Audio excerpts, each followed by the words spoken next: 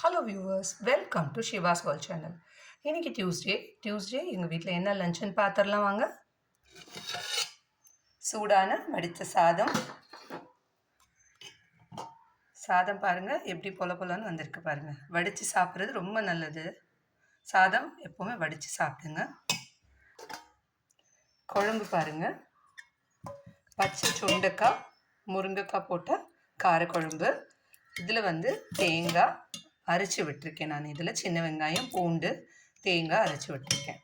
இது பாருங்கள், பச்சை சுண்டைக்காய் வயிற்றுக்கு ரொம்ப நல்லது. முருங்கைக்காயில் அயன் ரிச்சாக இருக்குது. தால் இருக்குது. இங்கே பாருங்கள், பாசிப்பருப்பு வேக வச்சு தாளிச்சிருக்கோம். அதுக்கு நெய் இருக்குது, நெய் போட்டு சாப்பிட்டுக்கலாம். தொட்டுக்க கத்திரிக்காய் கூட்டு. இதில் வெங்காயம் தக்காளி பாசிப்பருப்பு போட்டு கடைஞ்சிருக்கேன். கத்திரிக்காய் போட்டு தேங்காய் அரைச்சி விட்டுருக்கேன்.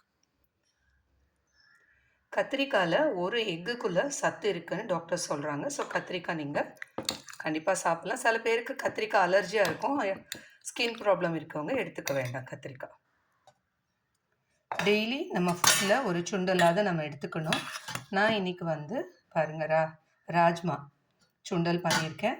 இது ஒரு கப் சாப்பிட்டாலே வயிறு நல்லா ஃபுல்லாகிடும். ராஜ்மா சுண்டல். வெயிலுக்கு எதமாக மோர் அடித்து வச்சுருக்கேன்.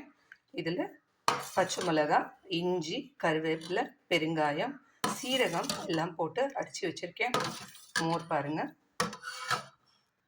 கூடவே வத்தல். இதுதான் இன்றைக்கி எங்கள் வீட்டில் டியூஸ்டே ஸ்பெஷல்.